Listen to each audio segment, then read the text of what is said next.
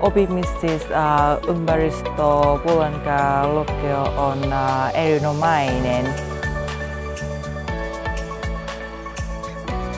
Ja kun minä tulin opin kouluun, Mikael auttaa minua on suomeksi ja englanniksi.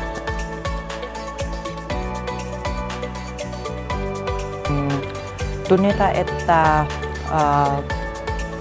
suomalainen yhteiskunta on hiljaisia.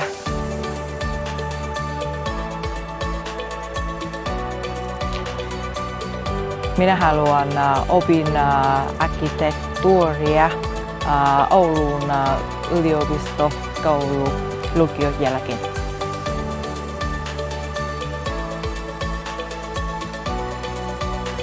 Vapaa-aika.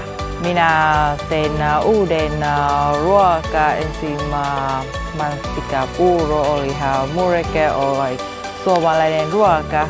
Ja minulla on ystävä, on burmalainen.